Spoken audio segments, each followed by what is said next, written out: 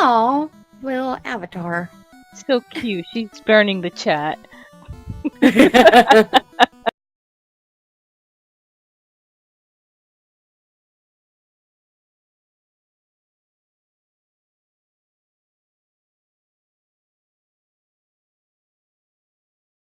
I was actually thinking, I'm just like, I should actually just make chibi versions of them, because then that would fit this theme. So I probably will do that at some point. Is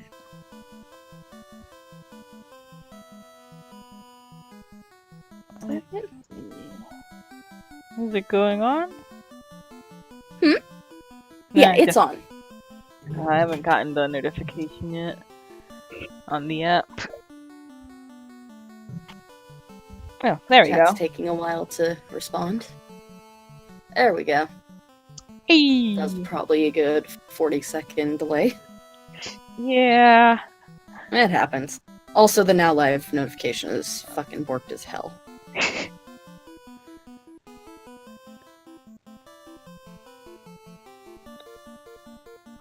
How's the audio balance? Let me check.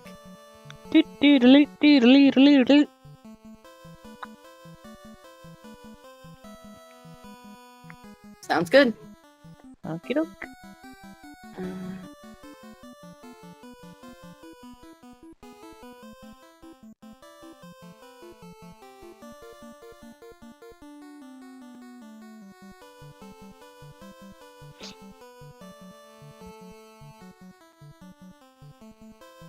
Things should be fixed there. I'm just gonna post it in here. Now live with Final Fantasy.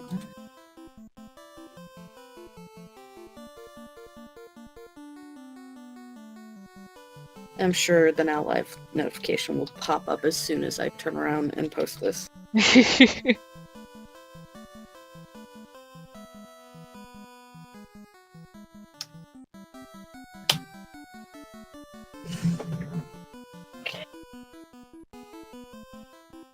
And we'll throw that on Twitter. God, I'm tired.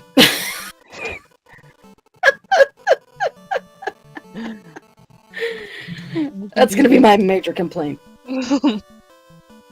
I'm so fucking tired. I was up till 1 a.m. last night. It's all Moon's fault. Because she's a butt.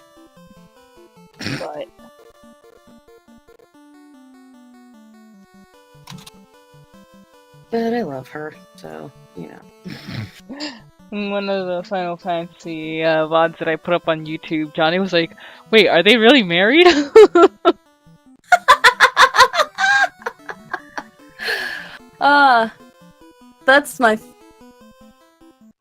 That's my favorite thing ever, is when people are like, hold on, are you guys actually married or joke married? I think Moon and I managed to... Hi to Monica. Hi Shades, hi to Monica. Shades thought it too.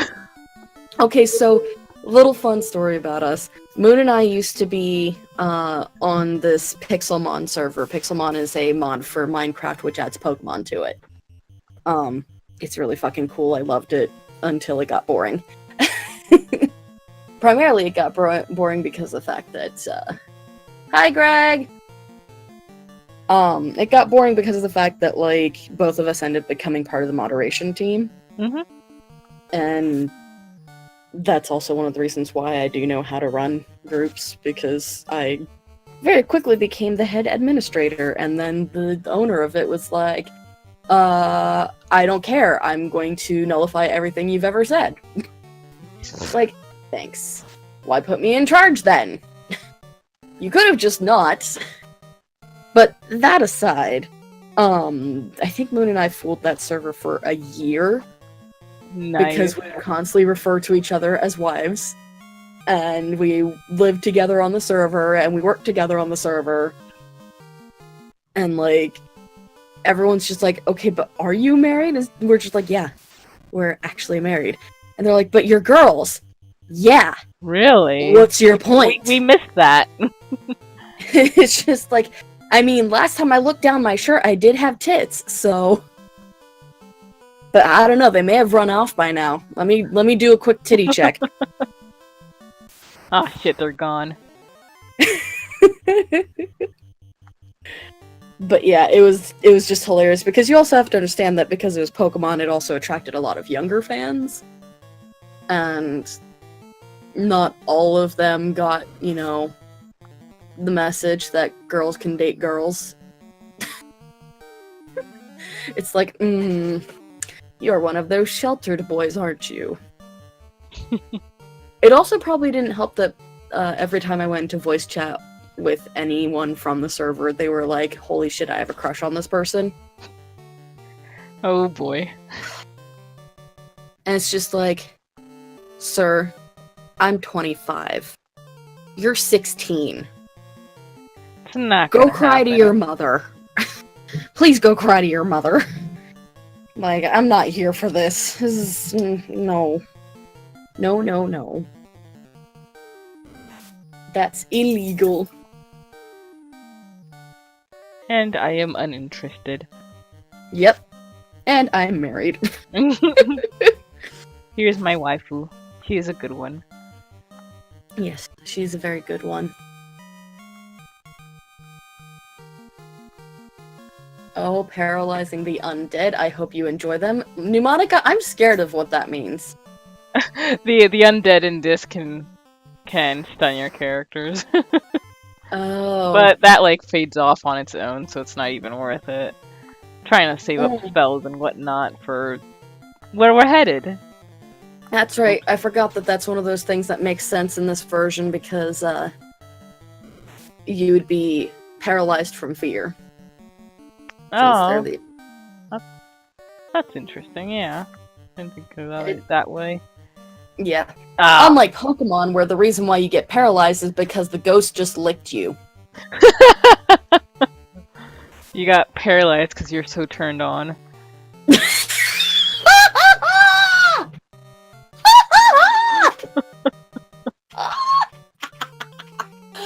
Coco! I didn't know you had that kink.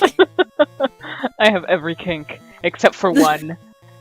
Except for one. Except for one. So, like, even like fisting and whatnot? Ugh. Maybe not that one Except either. for two. Except for many. Okay, but what about scat? Except for many. All of them except for many.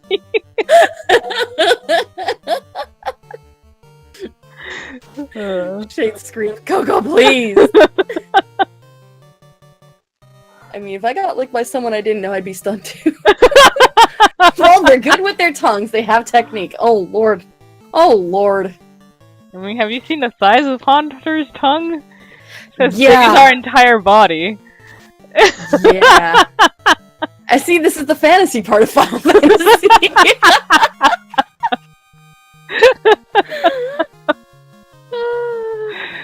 Oh, That's boy. great.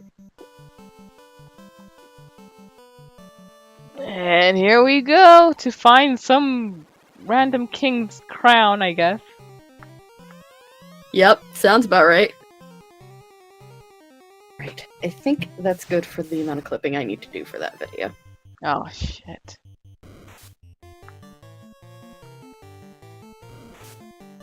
Oh, this isn't gonna be nice. I can see why you told me to bring a lot of PR potions. Oh boy.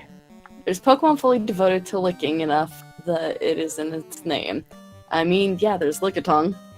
Ugh. Licky, licky, licky tongue. Hey, the Now Live bot caught up. Only a minute after I posted it, so you know. It's trying its best. It's trying. It's trying so hard. So, it was so hard for me today when I got home to not just turn on Sea of Thieves and start playing it. What kind of game is that? So, unfortunately, it is an Xbox One Windows 10 exclusive game. Oh, okay. And so if you didn't update to Windows 10 with the free year, then you won't be able to... Like, you'd have to go and buy Windows 10 in order to play this. But it is a multiplayer online role-playing game. It's an MMORPG where you go in with anywhere from 1 to 4 people, and you're playing as pirates, and you get missions, and you go and like dig up pirate booty, or fight skeletons. But the nice thing is because it's an MMORPG,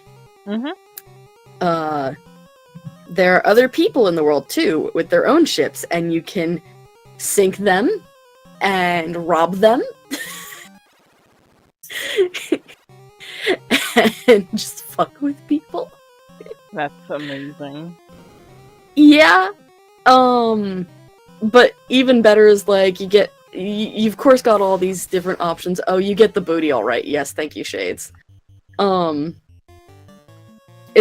It kind of works like a little bit like Guns of Icarus, except without the assigned roles.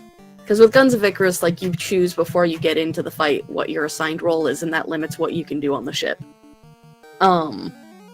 With Sea of Thieves, technically, if it doesn't matter if you're the captain or you're one of the sailors or whatnot, you can go drive the boat, you can, be at the wheel, you can raise and lower the sails, you can shoot the cannonballs, you can repair the ship.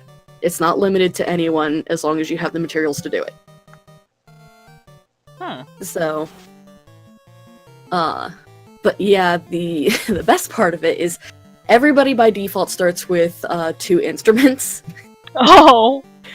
So, and you do play pirate shanties. Well, that's the game. The game is made. That's the game. The game is made because I think we spent more time serenading each other than getting booty. And as I found out last night, apparently when multiple people play their instruments, everyone takes a different part of the song. That is really neat. So, like, if I start playing, I get to play the main melody, and if another person starts taking theirs up, they get to play, like, the harmony parts. And then, of course, you have emotes, which allow you to, like, dance. So... That is so neat. And yeah, it's really a game about pirate shanties. It is! It has this Explore Quest minigame that they spent a lot of time with. But yeah, so you go, you find treasure, or fight enemies, or both, in some cases. And then come back to a port to sell your goods. And of course, you can always fight other players and sink their ships and take their booty. Which, that's a tactic. You can totally do it. I was watching Angry Joe play it before I came over here. And I don't know how long he's been playing today, but it felt like he'd only been playing for 2 minutes before I joined his channel. Because he didn't know how to do anything. And he was yelling at his friends because they were trying to show him, like, how to change the direction of the sail so that you can catch the wind. And he couldn't figure it out because he didn't realize that there was 2 different spots. There's the front spot, which raises and lowers the sail, and then there's the back spot, which changes the direction of the sail. And he couldn't figure out the second one. Because he never paid attention to where it was. And they were trying to raid a ship, and failing miserably. So, like, how many is there like a limit to how many people can be on a ship? The maximum you can have in a party is 4. Okay. So once you get 4 pirates, that's it. But the nice thing is, they scale the ships with the party. So, like, if you're the only person playing, or you only have one other person playing, you can choose to play on a sloop, which is a maximum 2-person ship. I think with the sloop you only have 1 sail, and you have a crow's nest, but maybe not. It's a smaller ship, but that can be good or bad. because it means it's harder to hit. Yeah. But I don't think it goes as fast as the Galleon, which is the bigger ship, which you need a minimum of 3 people to run, and a maximum of 4 people.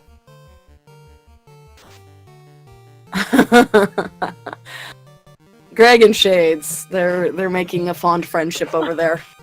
Aw, I shipped that. I bro ship it. Because I know that Shades be straight. I know that he be straight. Straighter than an arrow. Arr. A broken arrow. Rude. No, Coco, that's us. Yes, yes. We're the broken arrows because we're asexual.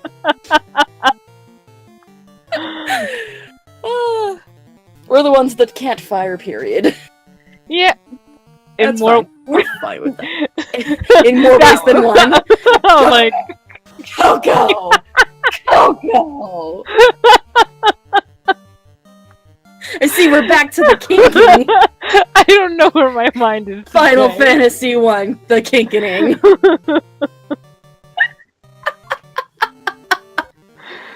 Oh boy. I should have gotten a map for this place. I probably would have helped. Wait, do they even have... Oh, that's right, they do have maps in this game.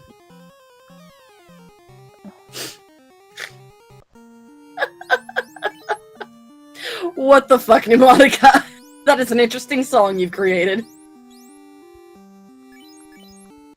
But yeah, so Sea of Thieves was really fun last night with 3 people. I'm just sad because it's kind of hard to get other people to play because, one, I know not a lot of people in our group have Windows 10. Yeah, I just kept screaming at it whenever it tried to force me to update. Yeah. What the hell are these? Scum. What are they? Holy shit. I won't lie, I've been watching on stream for half of this. Because I was doing other things for a minute there. It's okay. But yeah, what the fuck they look like mushrooms? Like, yeah, goopy sploogey mushrooms. Yeah. They look like sploogey mushrooms. I mean, I guess that's accurate because their spores are their sperm, so... Yeah. Who needs a map? They poison you and take no damage from non-critical physical attacks. Oh, good. Well, good thing that I went with the fire off spell. I mean, it works.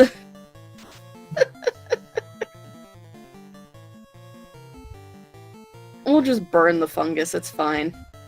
I mean, that is what you do in real life, too. If you discover your house is taken over by fungus, you just burn it to the ground. Yeah. No cordyceps zombie invasion here. Yeah. But yeah, so hardly anyone has Windows 10, and then hardly anyone has an Xbox One.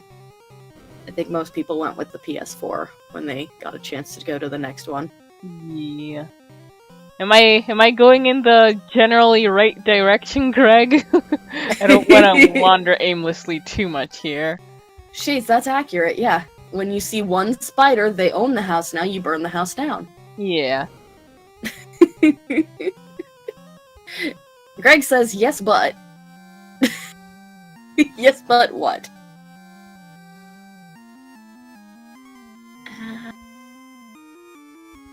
Be careful, the room with the fancy decorations is where the crown is. Okay. Okay. So you'll want to do your exploring before getting there. Oh my god, my leg itches. Why? Why? I'm just having all kinds of issues. There are wizards guarding it. They are the boss of this dungeon. Gotcha. Wizards.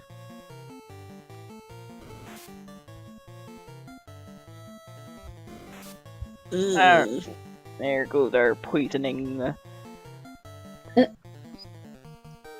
Oh no, shads. Egad, shads. Well, I be. Oh. And if you step in front of the chest, they will automatically spawn and respawn. Oh, okay. That's Okay. nice. So that's a good way to actually get some XP.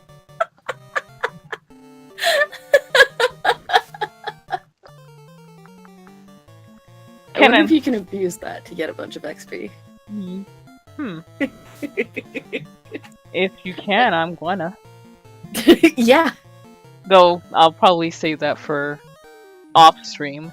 Am I able to? Am I? One lit 2 spell will kill most of them, but they do hit hard and you can't run from them. Okay.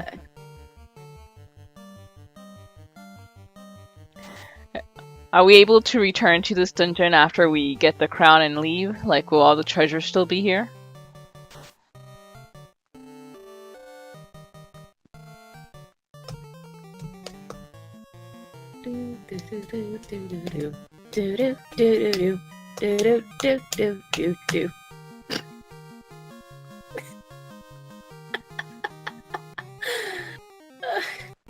Yes, there is some treasure at the bottom of this floor. Alright. Okay. So we're able to return. If we, by accident.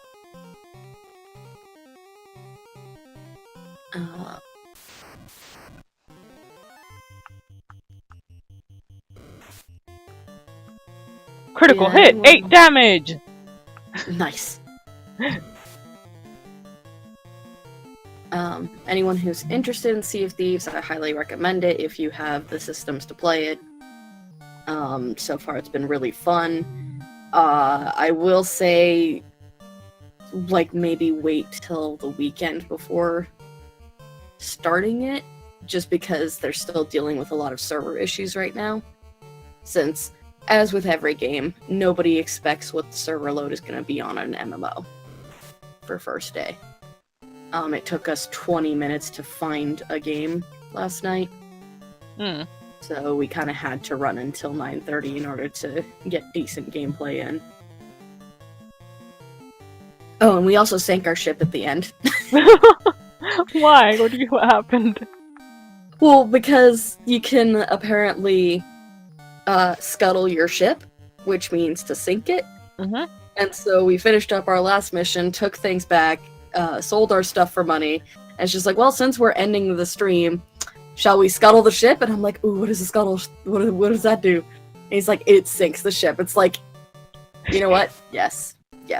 So we all went to the beach where we could see the ship, and took out our instruments and started playing a sad song as our ship sank into the water. And it's just like, you know, in all fairness, this was stupid, because we just wasted a bunch of fucking resources that we spent 10 minutes collecting. But it was worth it. Like, it was possibly the best send-off for the video that we could have done. Oh god, I'm gonna have to watch that. It's fun. Like I said, with the Twitch version is going to have that extra 20 minutes of us waiting for a game. When I upload the YouTube version next week, that's going to be sans the 20 minutes of looking for a game.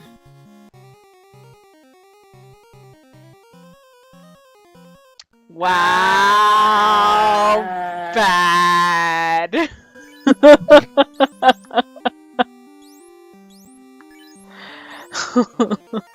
Oh, also, even though I saw your comments on the 999 video, what'd you think of 999? Well, I didn't finish the entire thing, so... No. Yeah, not yet. There's our door for key. But from what I've seen so far, I'm really digging it. I do love, you know, like, sort of puzzle games a lot. Though this one would give me significantly more trouble because of the math. To be fair, not all the games are math-based, and like I keep telling Moon, I'm just like, just because the game says you, like, the game leads you to think that you can't go through a specific choice, doesn't mean you can't. Okay. Because that's actually the key thing to remember in order to get all the endings, is even though they're saying that, you know, well, we can't go through this door because we don't have with the setup that we have, in order to make sure everybody goes through it, we don't have the right digital route. You can still select to go through that door. Okay. Granted, just have consequences, or what? Yeah, it does. It does have consequences in the form of everybody gets pissed off at you. Because I'll expose it now because Moon isn't here. The second set of doors. So the first set of doors is 4 and 5, and if you go with the choice that the game is leading you to go through, you go through door 4 with Akane and Santa and Lotus. Okay. Door 4 is really fun because that's where one of the biggest memes of the entire game appears, in the form of the Funyuripa, which it'll all make sense when we get there. But after that, there's like another puzzle room that you go through. That one does involve math, for part of it, which gave me trouble too, because even though I was excellent at algebra, it involves a lot of code breaking, and I'm not good at code breaking. But after that, there's 3 sets of doors. Or 3 doors that you can go through. Except that one of the characters will not be available anymore, meaning their watch number isn't available. So it ultimately ends up with you have to make a choice of leaving a person behind, and the other, 6 people have to go through the doors. Ooh. Yeah. Now, you can choose to go through the door that you think you shouldn't be able to go through, because one of the doors is where the body of another person is.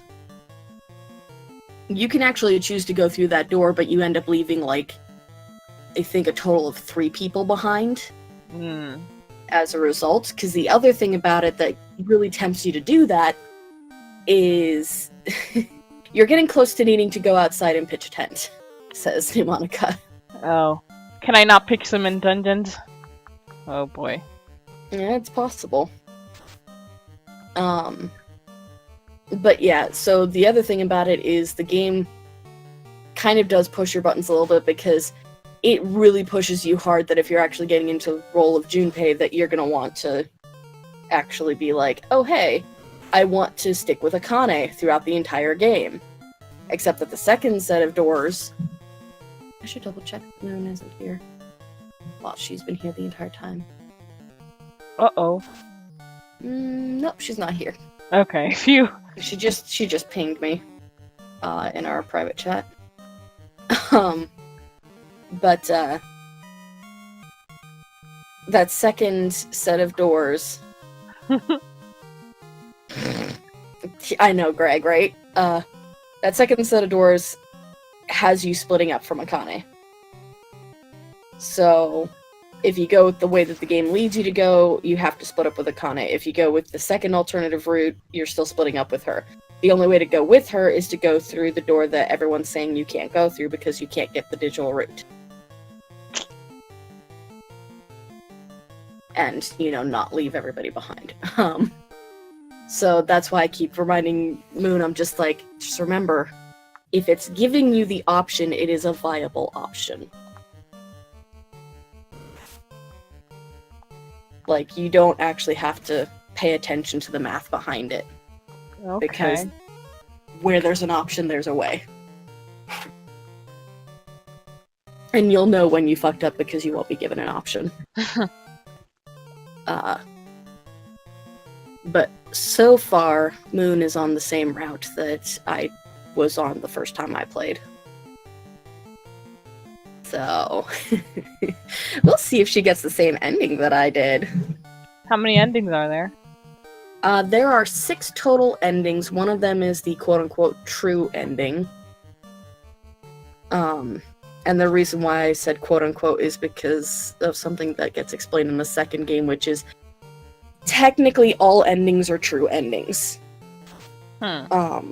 Because the game has to do with a little bit of quantum physics and theoretical physics. Like so the time ages travel are real. Yeah.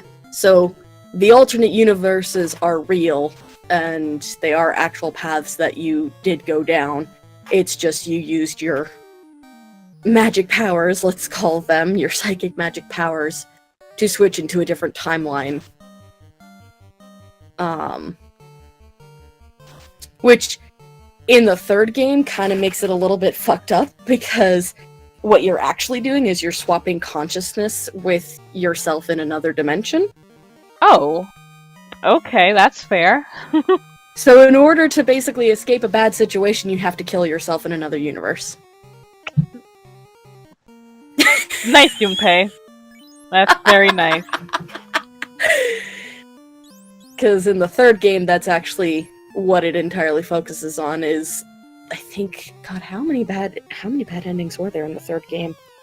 I think there's like 17. There's a lot of endings to the third game.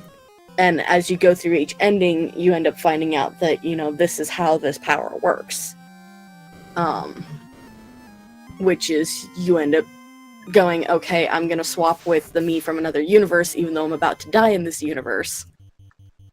And it's just like, great, good job, you're killing yourself. Yeah, you're literally killing yourself just to get to another dimension and hoping it works. 99 ending routes. Yeah, I'm gonna try and just run away from battles for now.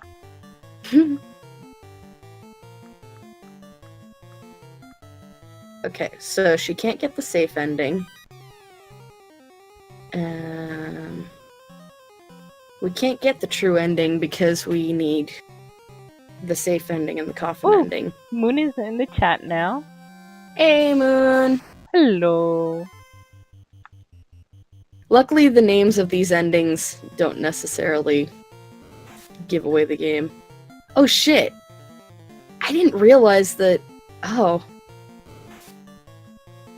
Okay.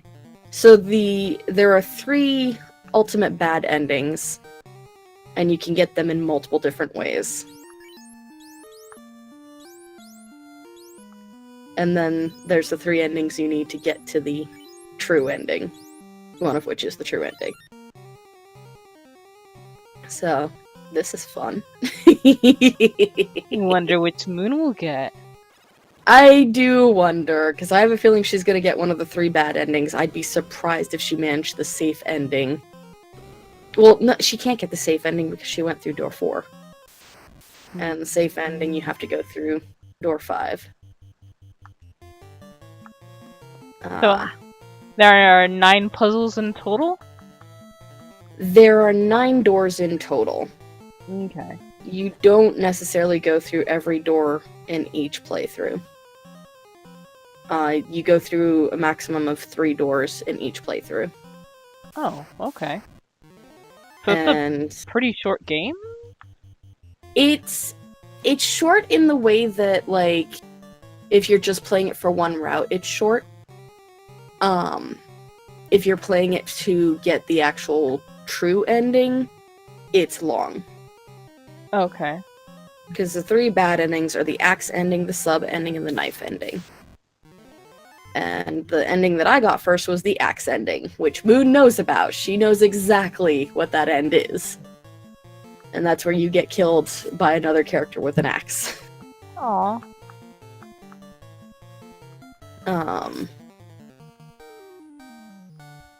But it's possible she might be on the path of the coffin ending, which everyone says is the worst ending you can get on a first playthrough. And the reason for that is because it's the same as the true ending, but because you didn't get the safe ending first, it ends with you standing at the 9th door, unable to go through.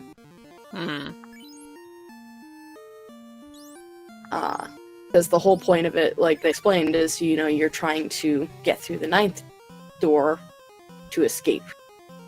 Yeah, Moon says, don't trust pink ladies. Hear it.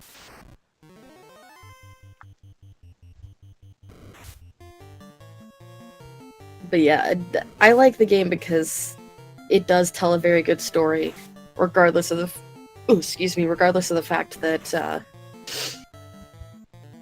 you know, it's kind of gory. How many endings did VLR have? What was it rating? Was it rated M originally, or? Let me see. 999.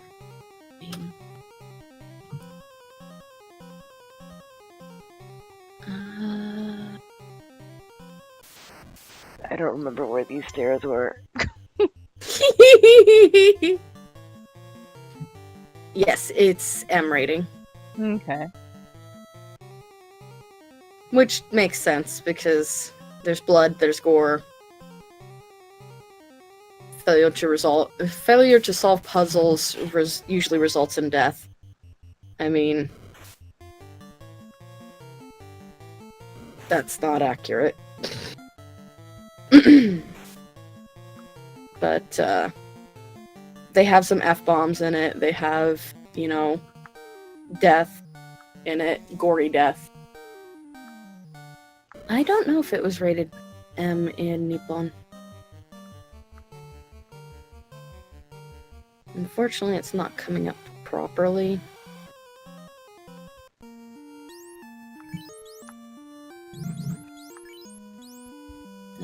Game.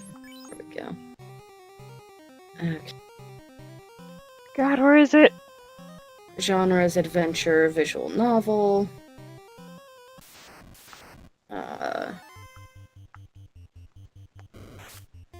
Released in 2009 in the US. Or no, in Japan. In the US, it was released in 2010, so almost a year later. With the worst part is when it was released in the US, is they made a replica of the in-game bracelets for the pre-orders. Oh. But due to the low pre-orders, Axis made these available on their website's shop both separately and bundled with the game. Upon release, it became the 11th Nintendo DS game to be rated M by the ESRB. It was a commercial failure in Japan, with 27,762 copies sold in 2009 and an additional 11,891 in 2010, reaching a total of just shy of 40,000 copies sold. Meanwhile, in America, the sales are described as being strong, according to Uchikoshi. This was a surprise, as the visual novel genre is seen as being particular to Japan and unlikely to be accepted overseas. But it doesn't say how it was released in Japan, like what the... Dang.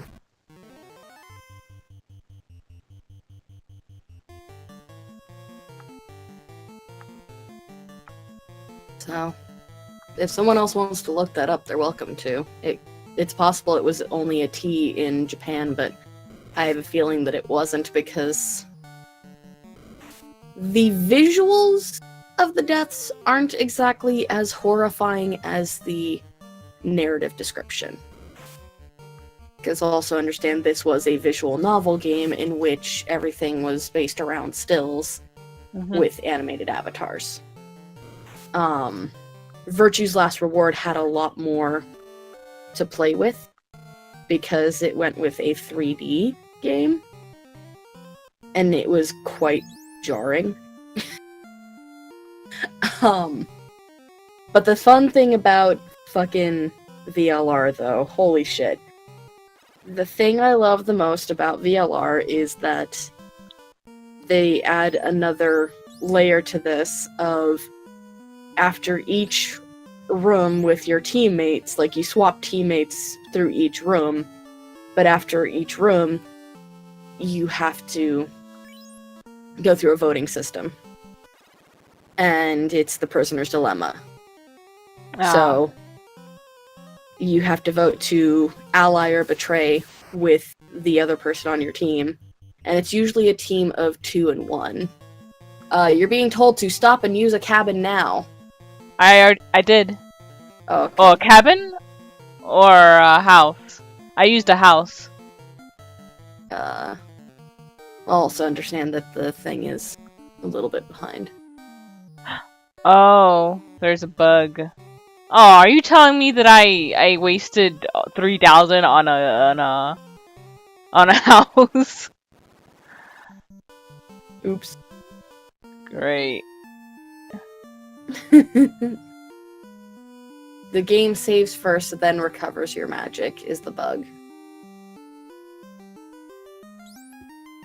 Oh. So if you wipe here and start over, you won't have your magic.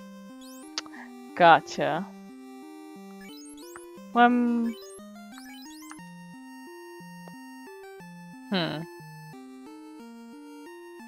So house first, then cabin. Okay.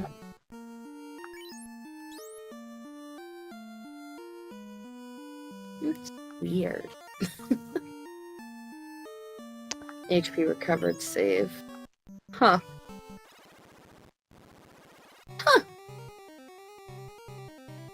Oh, and Brad asks, do you have save states? Yeah, but I want to try and avoid using those except for grinding. Yeah. But you know what? I think I'm just gonna continue running till we actually get to the boss. Probably a good idea.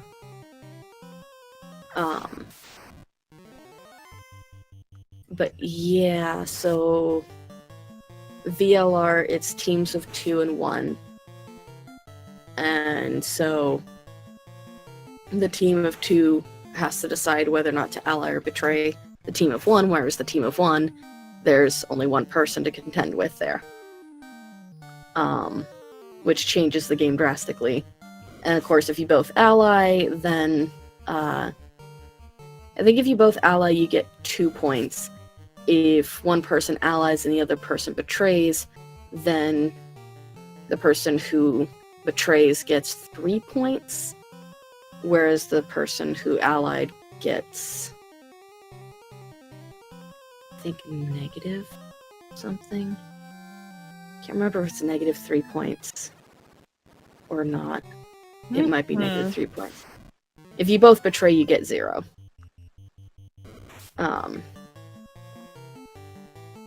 So. And if you both ally, how much? If you both ally, you both get 2. Okay. And the point is, by the end of the game, that your watch number has to have 9 on it in order to get out the escape hatch. Yeah, it's the prisoner's dilemma. That's what Virtue's Last Reward is entirely based on for its main mechanic.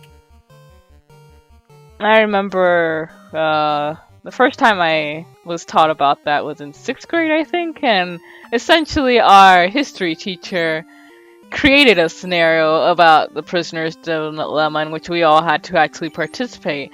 And a lot of people left that classroom very pissed that day. Yeah, that tends to be the case. Whereas with Virtue's Last Reward, there are multiple emotions you go through with it. Holy fuck. Because one of the first options you get is you have to choose to ally or betray the literal sweetest character in the entire game. Great! Luna is my absolute darling baby, and I love her, and how dare you betray her!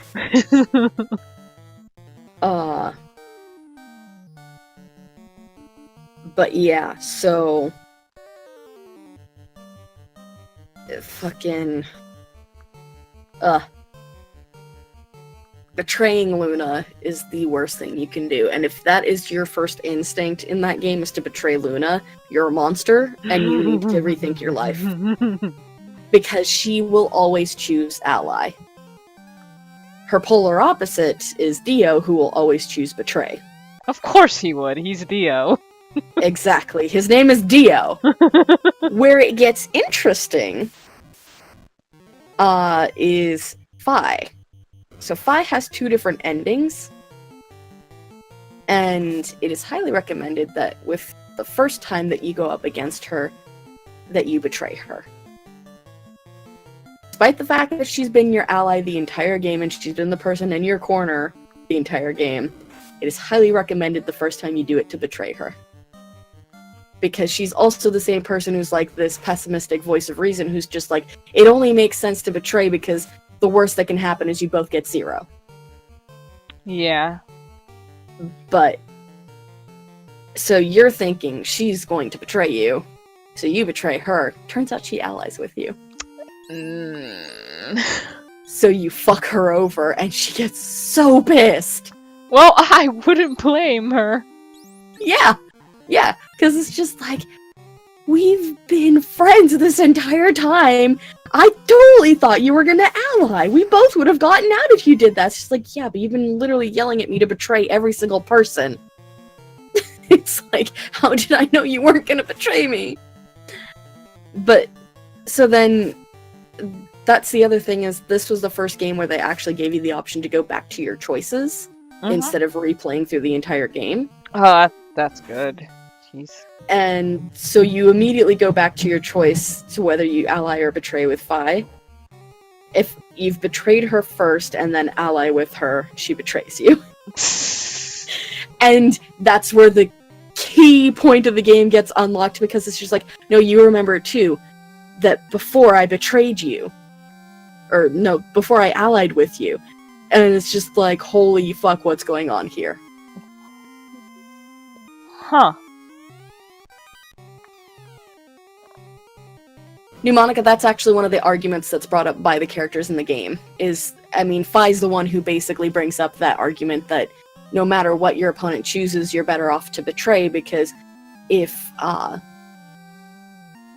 they choose betray, you don't lose anything. If they choose to ally, you get points for it. At least I'm pretty sure that's how it worked. I need to double check. Because I swear to God, that's how they did it. As opposed to betraying gets you fucked over.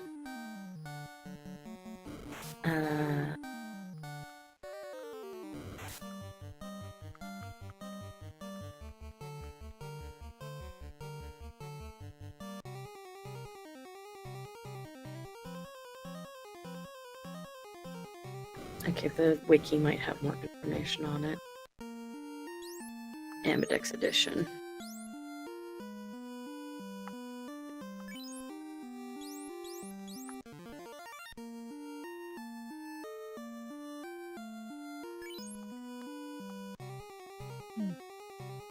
From the doors, Gabriel. The Ambidex game. Here it is. So yeah, if you both choose to ally, you both get 2 points. If you choose to betray and they choose to ally, they lose 2 points, you gain 3 points. If you choose to ally and they choose to betray, then they get 3 points and you lose 2 points. And when your bracelet drops to 0, you die. You get injected with a lethal dose of some sort of poison that kills you. And if you both betray, you get 0. So it's a wash. But again, this is one of those games where if you want to get the true ending, you have to get all the endings. So... eventually, you're going to betray and ally with everyone. Yeah. And the best thing about Virtue's Last Word is it has some really great twists to it with regards to the characters. Like, don't get me wrong, the third game also had some very surprising twists. How many are there in total? There are 3 games. And VLR, the second game, has 1, 2, 3, 4, 5, 6, 7, 8, 9, 10, 11, 12 endings, I think? Phew. Now, these are the dependencies to get each ending.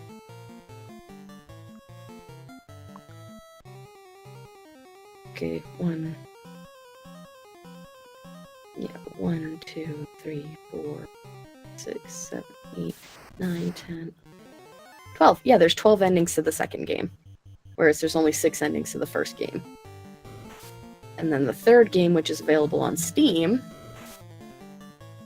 The second game is pretty good, it's just the graphics suck. I was not a fan of the way they went with the graphics for that. I also am not a fan of the way they went with the graphics for the third game. Which is Zero Time Dilemma.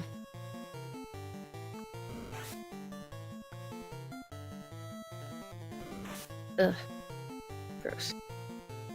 List of endings.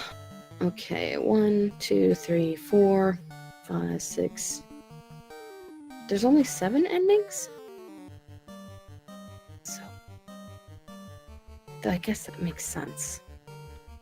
So yeah, the third game only has 7 endings. Why did it seem like more? Oh, that's right, because you get a set of 3 endings.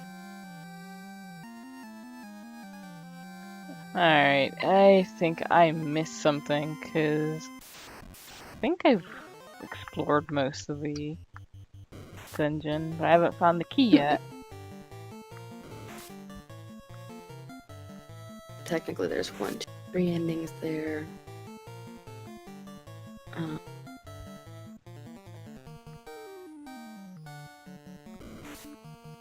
4, 6, 7, 8, 9. So there's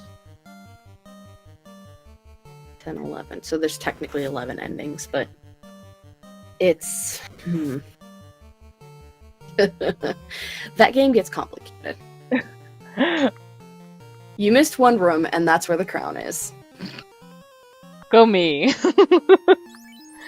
Like, but I intentionally did that. Sure, let's go with that.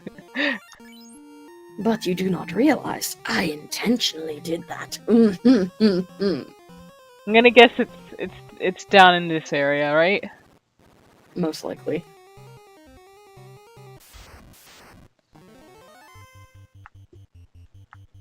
Hey monsters, fuck off. Fuck off, you wankers.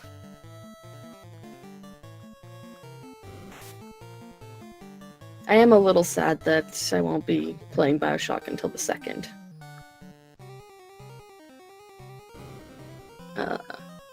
Bottom floor, 2nd column, 3rd room from the top.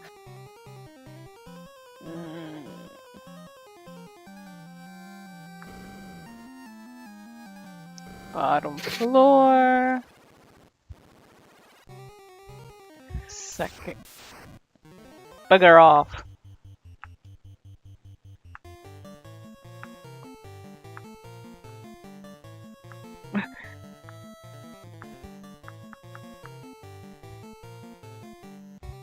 What is wrong with fandoms and torturing themselves?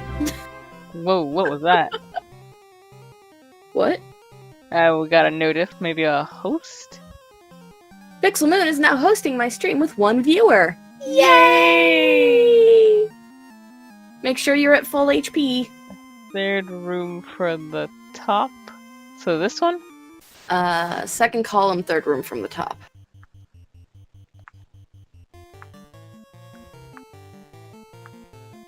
Hello, Moon. Did you... Okay. You didn't walk into the room and get that. Can't run! Rip. Close call. Go down 2 rooms. So further south. Oh, right. I need to be looking at the actual video that you're sharing and not the stream. I keep forgetting!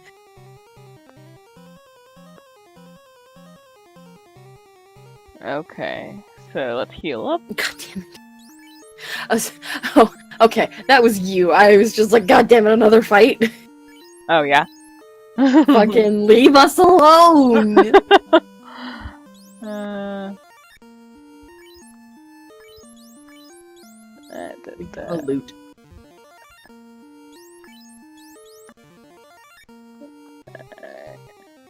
Ooh. More? One... This one right here? I think that's the 4th room from the top, so it's that one.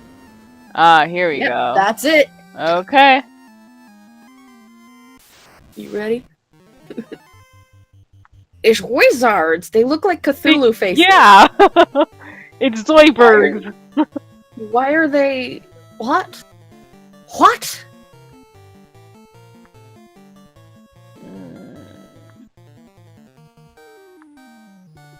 Squidwards! Aw. They're Squidwards! Moon's protecting my ass.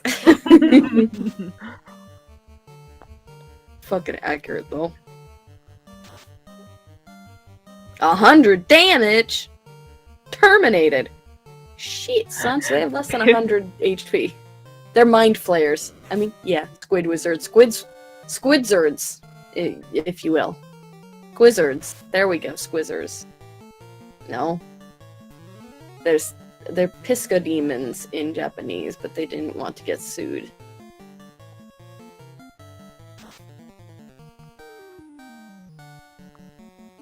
They're Cthulhu-looking fucks, is what they be. Yay! Yay, we did it! Damn, that's a lot of gold. Oh, it looks like you may actually be able to fight them continually.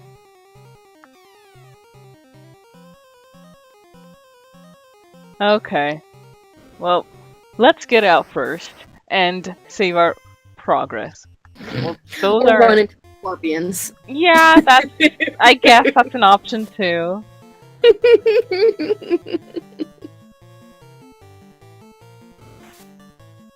Yeah, Moon, this game is literally what saves Square. And maybe if we were playing it back in, you know, the 80s, 90s when it came out, we'd be a lot more impressed. But right now it kind of just plays like Final Fantasy 13-3. Just one giant grinding hallway. Maybe it's like Final Fantasy 13-1. It's a little bit more open world.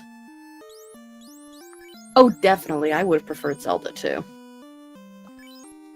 Granted, I didn't play Zelda until the N64. So. And I wasn't a huge fan of Oracle of Seasons. Was that a remake or? Oracle of Seasons was not a remake, but it was done in the style of the original Zelda games. I'm a bit further than y'all right now, and I'm literally grinding in a hallway. I mean, so basically, Final Fantasy 13-3. Just grinding your dick along the walls of the hallway. That's one tough dick. I was gonna say something that I'm like, no. Do it. And it says, Oracle of Seasons Ages is based on the gameplay of Link's Awakening, which is a sequel to Link to the Past. Gotcha.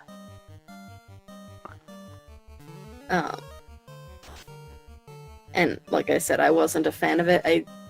I think the main thing that didn't help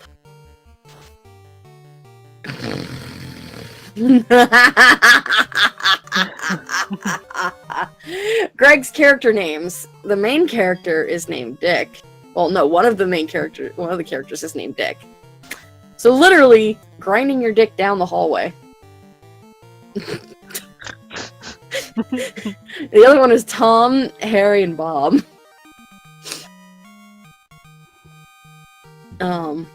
But yeah, no, Oracle of Seasons, like when the games were coming out, I originally wanted to get Oracle of Ages, but a friend convinced me I should get Seasons because it's like 4 games in one. Because the major gameplay of the 2 games was that you used the powers of these oracles to, if you were in Ages, to swap between the present and the past. Which changed the layout of the land and changed how the puzzles worked in the game. In Oracle of Seasons, you changed between the seasons, which again changed the layout of the land and how the game worked. Except with the additional, 2 factors, it made it much more difficult to get through the game. And okay, and Moon's saying Seasons was more fighting-based game. Ages was the one with more puzzle-based. I probably would have liked Ages better. Yeah. I would have as well. Yeah. It's like, puzzles is more my jam. Fighting, not so much. But I just got bored of the game eventually, so... Speaking of, I still have to finish Majora's Mask, but I'm further along than I have ever been. I think the only Zelda game I've ever finished is Link to the Past. Well, there you go. Though, to be fair, the only reason I finished Ocarina of Time is because my friend came over and basically played the game for me. Listen, I was a child when I was playing that game. I was, like, still in Pokemon brain. And the game, fucking Ocarina of Time, scared the shit out of me as a child. To me, it was a horror game. Considering some of the enemies, yeah, I'm on board. The first fucking enemy you fight is a giant-ass spider in a dark cave. Okay, whatever, it's the underneath of the roots of a tree. Still, it's dark, you're being chased by it and attacked by it, you're trying not to die, and it's a giant spider. Of course I'm gonna be scared. Pretty much, it's... Like, I was fine wandering around the world and, like, getting to the dungeons, but as soon as I got to the dungeons, I'm like, I'm scared. I'm shitting my pants, I'm scared. Head to Elfland and save your game. Yeah. That's why I'm kind of glad that I didn't play Majora's Mask when it came out. I only played, like, the first time in the store, and that was it. And then I didn't play again until I was an adult. Because the game was creepy. Mm-hmm. And then there's the aspect of time management. Yeah. Because literally Majora's Mask is the game you cannot beat it without a guide. You literally need to have someone who's got, you know, the Nintendo Power Guide there to help you get through it. Because it's all about time management and finding the right things in the right time. We had 3 guides at the time. Yeah. And I'm not even talking about game completion-wise, I'm just talking about story completion-wise. You need to have a fucking guide to tell you how to get to where you need to be at the right time. Just so that you can beat the game. So, it was a nightmare game. I picked up Twilight Princess in recent years. That game is also scary. Like, that one is actually, to me, Twilight Princess was probably a little bit more scary than Ocarina of Time, but not as scary as Majora's Mask.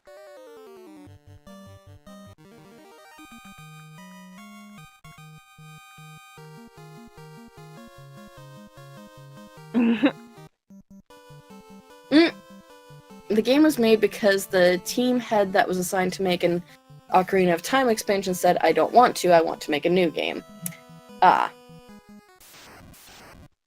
So, under time crunch, they made Majora to prove that they could, so they wouldn't have to do an expansion to Ocarina of Time.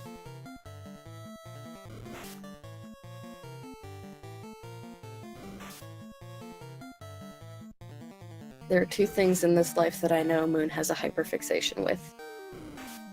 A never-ending hyperfixation, I should say. Sailor Moon and Legend of Zelda. The next best thing to she and that... Rosh should talk, Zelda. She and who? Rosh.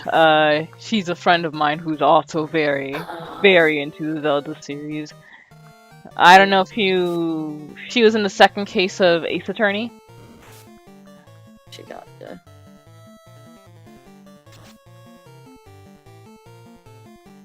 probably the next thing after that would be Steven Universe. is fairly obsessed with Steven Universe. Yeah, Moon. Rosh was in the second case with Advo and Shades.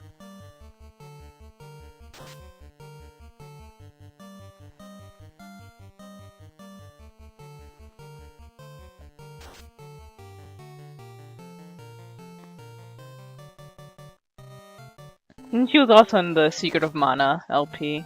Though I'm not sure if you've seen that one. I really should watch that one, but...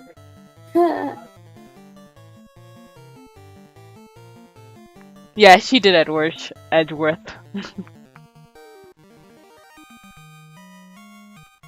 You guys enjoying that nice background noise?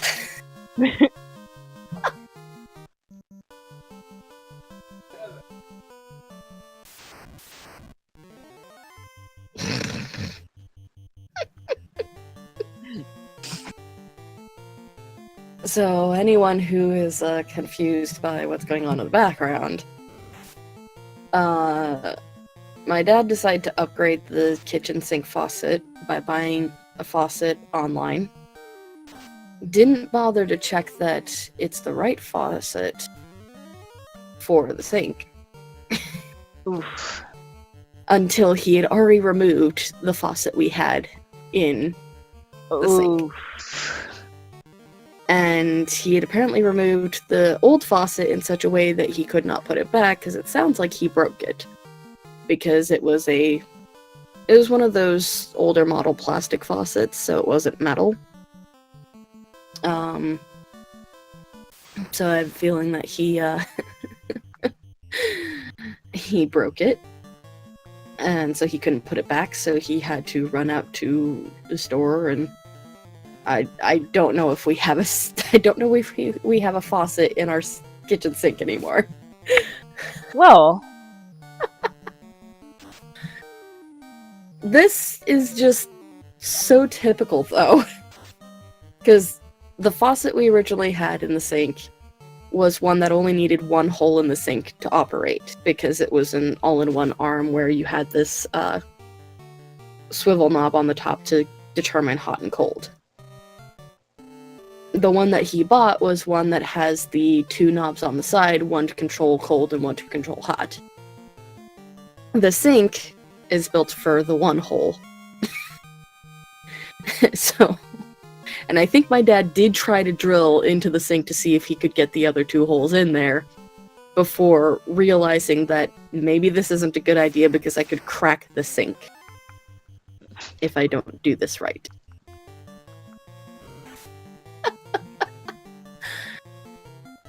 And it's like, you would think the first thing you would check is to make sure that you have the correct faucet set up before ordering it. yeah.